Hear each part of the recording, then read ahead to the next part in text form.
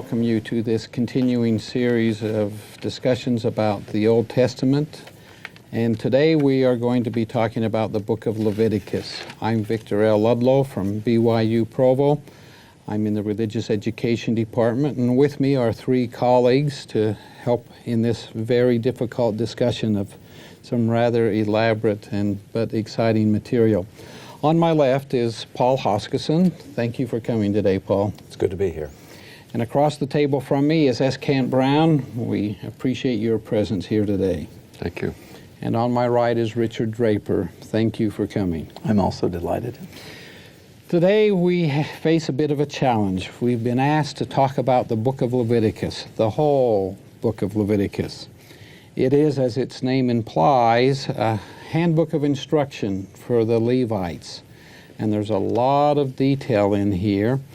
And I call this book, as I teach Old Testament classes, I call it the goat separator book. It's the book that separates the sheep from the goats.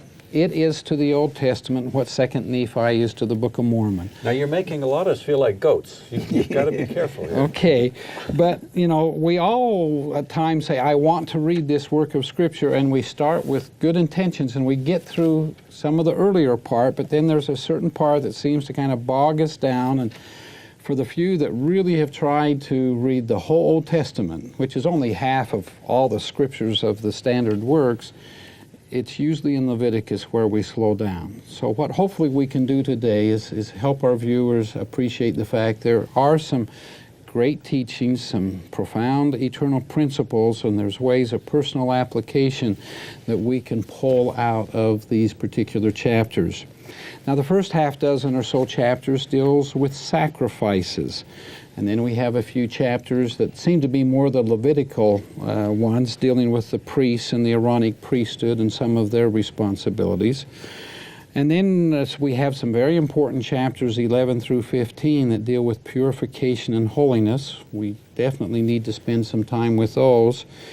And then they have insight into feasts and festivals and the Day of Atonement and some very symbolic aspects of redemption and a certain type of holiness code that's a part of these last chapters. But let's start first of all with these sacrifices.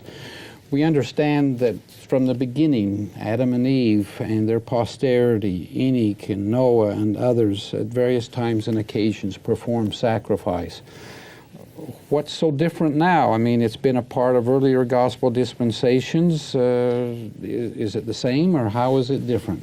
One thing's, excuse me, Ken. I was going to say, it's certainly a continuation of earlier practices. The requirements, of course, are more refined. And the most important one is brought forward first. It's the whole burnt offering, which is for atonement or purging. And in that sacrifice, one burnt the entire animal. It was to be consumed upon the altar, except the hide. The hide is held aside for the priests. This is something that is offered to purge sin.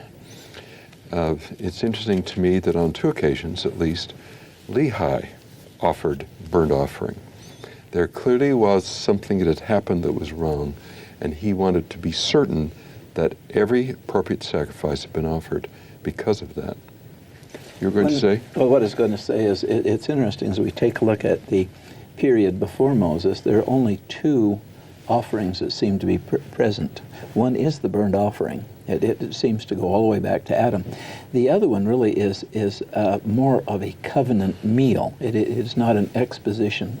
It is not for the taking upon oneself of sin alone, in that only a part of the animal is burned. The rest is retained by the family and then is used as a covenant meal where the Lord, as it were, provides for the family.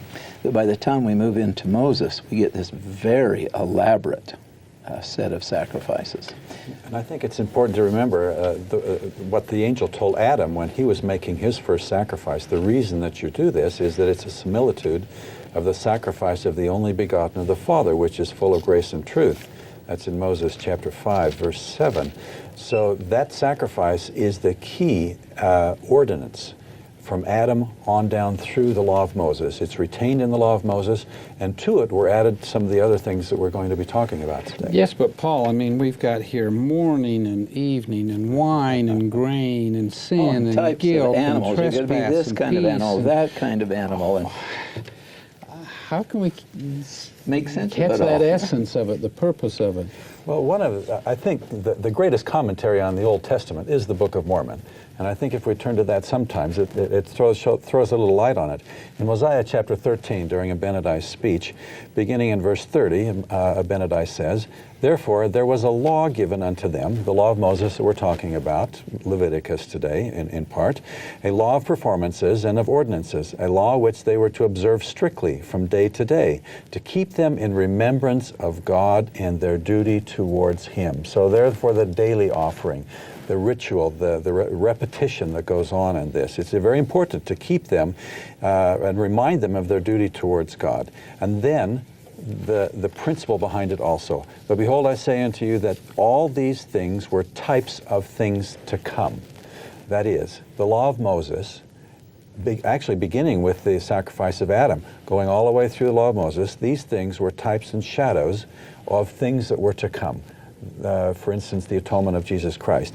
And if they live this properly, as we believe they did in the Book of Mormon anyway, they realized the purpose for all of this, as in Jacob chapter 4, verse 5, "And for this intent we keep the law of Moses, it pointing our souls to Him," that is, to Christ. "And for this cause it is sanctified unto us," that is, the law of Moses is sanctified unto us for righteousness, even as it was accounted unto Abraham, who made the kind of sacrifices that Adam had made in the wilderness, to be obedient unto the commands of God, in offering up his son Isaac, which is a similitude of God and His only begotten Son. So if the law of Moses is understood correctly, not only will it remind you of your duty, but it will remind you of what the gospel of Jesus Christ is all about. Very, very important. In other words, it's not just a test of obedience to see if you can keep all of these things, but it's also to point you in a direction and to teach you some principles. Yes. Yes, Kent brought up the first of the ordinances, the first of the sacrifice, the burnt offering, which I suspect, as he suggested, is introduced first because it is foremost. This is the one by which expiation is made, and then that opens the way to the blessings of the Lord. Do you believe, Richard, this is the sacrifice that Adam was made after he left the Garden of Eden? Is this the same ordinance? It could be. As I said, there only appears to be two ordinances in Genesis, and if he's doing sacrifice, the burnt offering would be the logical one. I'd like to go to the last sacrifice the Lord reveals, which is the cereal offering. It is the only sacrifice in which there is no blood spilt. The Lord expects the grains to be prepared. They cannot be offered raw or out of the field. They have to be poached. They have to be put into breadstuffs. They can be boiled in oil and so on. But the idea that comes out of this for me is the absolute vicariousness of sacrifice, of atonement. That we can even have vegetables substitute for the blood itself. And that to me speaks volumes about what we should learn about Christ and the importance of Christ and what He has done for us. I would like to talk for a minute about the worshiper. Obviously, this is intended to bring the worshiper to Christ, point the worshiper towards Christ. But at base, sacrifices were a matter of property. That is, I bring my animal that I own, it's part of my flock, my herd, to the sacrificial altar, or I bring something that grows in my field or off of one of my trees. And so property is at the base of this. Therefore, wild animals don't count. They can, I suppose, in extreme cases, because there were some wild animals which we might say would be acceptable, had pointed hoofs and so on. You think of wild goats. But basically it must come out of my property, therefore it's not a gift if it comes from some other place. In addition to that, I do not offer something that I have taken by theft or by some other means. Mm-hmm. That is not an acceptable offering to God. It has to be your free will. It has to be mine. In addition to that, it has to be the best of my flock, the best of my herd. It cannot be the poor animal which is suffering or is ill and might not survive another month. It has to be the best, the unblemished, the strongest.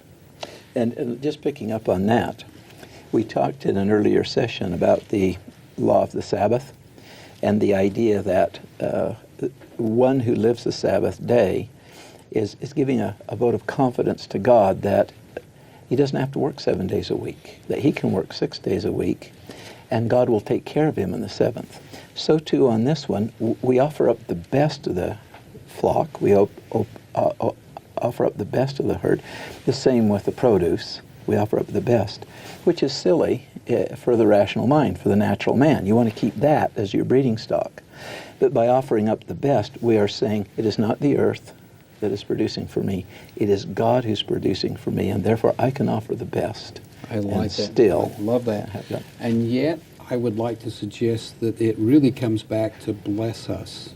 Mm-hmm. Not only spiritually, but even literally in the end. And I'd like to use as my comparison, my favorite of these offerings and sacrifices. It's called the peace offering, the thanks offering. It's particularly in chapters 3 and 7, sometimes called the fellowship offering. It was an unblemished animal, but it was brought forth at a time of thanksgiving, at certain occasions like at Passover or certain of the pilgrimage festivals. In fact, this was the sacrifice that Peter and John were preparing in anticipation of the Last Supper. And what's unique about this particular sacrifice is that only a part of it was burned on the altar. The kidney, the internal fat, the fat around the internal organs, and some of the blood. That's all that was burnt. And as far as I'm concerned, none of that is a great loss. I mean, that wouldn't really be a sacrifice to burn those things. But the meat itself was dedicated to the Lord, but then divided between the priest and the giver, where the right front quarter was given to the priest to provide meat for them and their families. The other would come back to the donor and would be a part of their Passover meal or their period of Thanksgiving or celebration, whatever it would be. And I would compare that with some of the offerings that we might do. People look at Latter-day Saints and think, in our tight financial times, how can you afford to pay, 10%? And then they talk about an education fund and missionary support and all of these things. And yet, if you stop and think about it, although it is a type of a real sacrifice, who really benefits from it? You take our tithes, for example. The great majority of the tithes that are sent out from our wards and branches, some people think they just kind of all go into Salt Lake and accumulate there.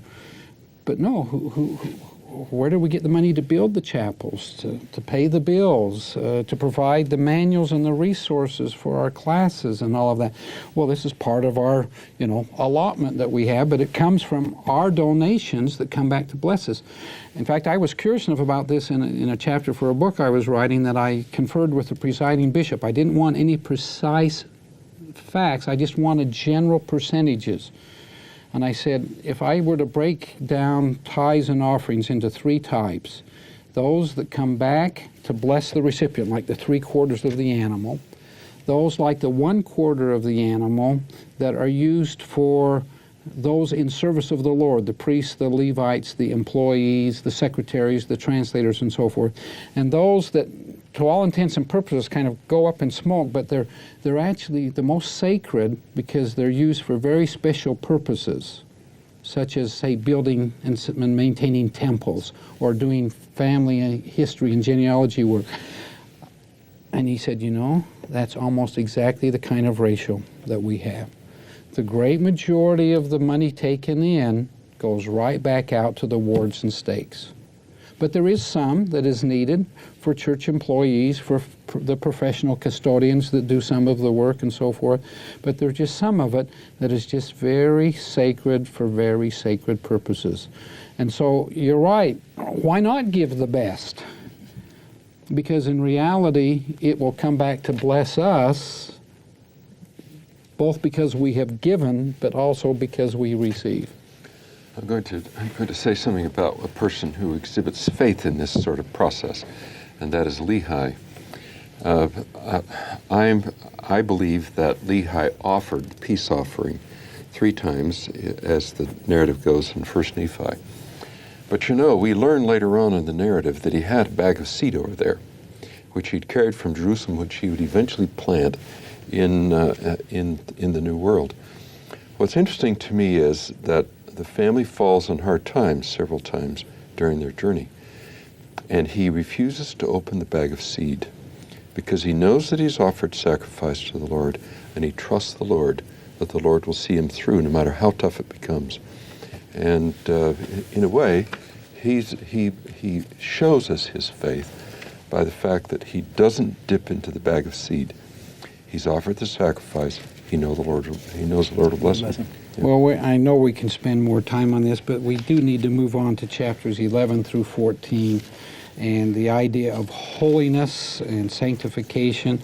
I appreciate the last phrase in the chapter heading of chapter 11 here, where the Lord commands Israel, "Be holy, for I am holy."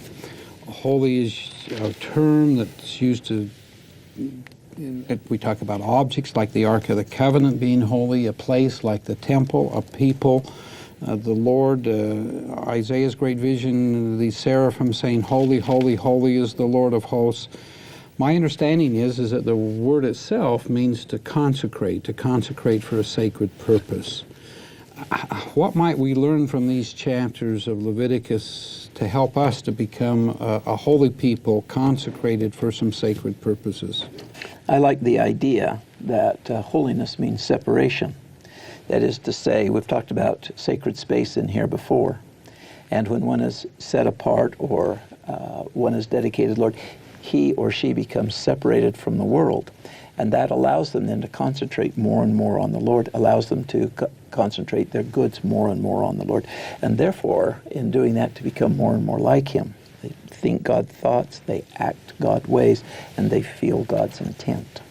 I think along with that, if we get right into Leviticus chapter 11, at the last 2 verses, the verses before that talk about which kind of animals you can eat and which kind of fowl and which kind of fish and that kind of thing. And we don't need to get into the details of that. But the purpose of it all, as Richard has hinted at, there at the end is spelled out. And this is the law of the beasts and of the fowl and of every living creature that moveth in the waters and of every creature that creepeth upon the earth, to make a difference between the unclean and the clean, and between the beast that may be eaten and the beast that may not be eaten. The spiritual significance is, if you're going to become that holy person in working towards the kingdom of God and the celestial kingdom, you need to be able to differentiate between what is clean and what is not clean, so that you can remain clean to the Lord. And between that which you can take into yourself, spiritually and physically, that will keep you clean, and that which won't. And that discernment is very important in maintaining that holiness. One of the things I think we can talk about as we move then into these chapters is in chapter 14. And this is called the law of the leper. Paul, you and I have chatted about leprosy before. Why don't you pick up and just talk about leprosy in its symbolic form, if you wouldn't mind? Symbolism. Well, the word leprosy here, we're not precisely sure what it was back in those days, whether it was leprosy as we understand today, but at least it's something that appears on the surface of the skin for a person. And the law says if this happens, you go to the priest, and the priest decides whether it's really leprosy or whether it's just some bruise or some other sore that you have. And I think if we keep in mind that this is symbolic of the sins which we acquire through life. And if you have a particular sin, you go to your priesthood leader and you talk about with your priesthood leader, is this something I need to worry about, or is this something that I don't need to worry about? So this whole chapter here is a type and a shadow of pointing us towards getting priesthood direction on what to do about the things that make us unclean and not pure. There's one element in here that is probably of all the elements the most curious, and this is in verse 8. And he that is to be cleansed shall wash his clothes, and shave off all his hair, and wash himself in water, that he may be clean. And after that he shall come into the camp and shall tarry abroad out of the tent 7 days. The individual's had an atonement made for him. Two birds have been killed. The blood of one of those birds has been splashed upon his garment. And then, and that seems fairly obvious, it's the atonement. Sin, even inadvertent sin, requires covenant, requires expiation, and so the bird, something has to die. And the individual now identifies himself through the blood of the bird with this idea that something had to die that he might live. But then the idea of going in and undressing and then shaving one's body is something that, at least for my students, always kind of piques their, why does he have to shave? But what we've got here is we've got a person who is dead because of sin, who must then come alive. And therefore I see the shaving of the body as an imitation of the newborn, the child that comes into life with not a lot of hair. And therefore the individual, through this ritual, identifies himself as one who is born again. And once he has been born again, then on the seventh day, the Lord's day, okay, having shaved and everything, he is brought in, and then the actual expiation, the 2 lambs can be made for him, the oil can be offered, and so on. I'd like to mention here too that the law of Moses is not nearly as strict and demanding as we sometimes think it is. For instance, along with this, with the offering that's made here for the person who has had some form of leprosy, the Lord is very clear in verses 30 and 31, and he shall offer the one of the turtle doves and of the young pigeons, such as he can get. Even such as he is able to get, the one for a sin offering and the other for a burnt offering. In other words, God does not require of us more than we're capable of doing. If what we can offer to the Lord is a small amount, that's acceptable. Mm-hmm. It doesn't have to be something big. And it makes the expiation, it unites us with the Lord. It brings the atonement into our lives, makes that one-ment happen. And I think that's highlighted in chapter 16 with this idea of the scapegoat. And there is something that can take your sins before the Lord and have them resolved. And of course, we recognize that comes through the atonement. And then we have our food and drink that we commemorate weekly to remember that. So we have food and we have symbols of blood with the water of the sacrament. So we have different symbols, but both these ancient sacrifices and commandments were to direct them towards the Lord, just like our symbolic sacrifices or sacrament do the same for us. Now, towards the end of Leviticus, there's also quite a bit of detail about Sabbaths in a weekly schedule, Sabbaths of the land, to let the land rest every now and then. Sabbaths as far as indentured servants and others, years of Jubilee, a whole annual calendar of festivals, Passover, remembering the deliverance from Egypt, the first fruits and the later fruits, and building booths, and remembering a day of atonement or reconciliation. How might these chapters with them and what the Lord was telling them to do on an annual basis be like things that we as Latter-day Saints would do today to help remember some of these same sorts of things, where we actually do it as a community, some of celebration, some of seriousness, some with fasting, some with food. There's a whole host of these different feasts and festivals. How can we connect with them? Let me just suggest the Jubilee, of which we have nothing in our culture. There's nothing we can really relate to with the Jubilee, and yet the Jubilee is the celebration of freedom. This is when the slave goes free. This is when the debt has to be forgiven. And therefore, at this time, all Israel comes under the command of God and finds what a refreshment and newness of life. They can begin again. And I believe that for the unrepentant soul who feels the burden of slavery, feels the want of forgiveness, who will then yield, the day of Jubilee is there. The day of Jubilee where he can come to the priest, in this case, as Paul has said, the bishop, take off that burden and therefore be freed from sin, be freed from debt, and therefore find himself in this glorious moment where he is one with God. And the 7 is significant there too, because it's the 6 years you have that you're in debt or you're in slavery or whatever it is. And the number 6 meant the whole number. It's a whole number in the sexagesimal system. And that 7th year, after that whole number is done, that 7th year, that's the year of completeness, not just the wholeness of the 6, but of all that there is. In that 7th year, at the end of your life, you're free. At last free. At last free. I would suggest that a person take a more careful look at the book of Leviticus. And one suggestion would be just to read through the book and see if you can just read the chapter headings. But I'm sure almost any reader of just the chapter headings, there's at least one of those chapter headings that's going to grab you, and you're going to want to go down into the text and see, what does it really say about that here? We may not think it's there in Leviticus, but I would challenge us to try to get through it without finding at least a topic or two that would help us to worship, to see some of these types that you talked about, Paul, the ways of drawing us to Christ, and realizing here was an ancient people with things that they had to help them become a holy people, to commemorate, to celebrate their being a covenant people, and we can do the same today. So I appreciate your help and insights in getting us through this very difficult book. Thank you very much. For more information on this program, visit our website at byubroadcasting.org.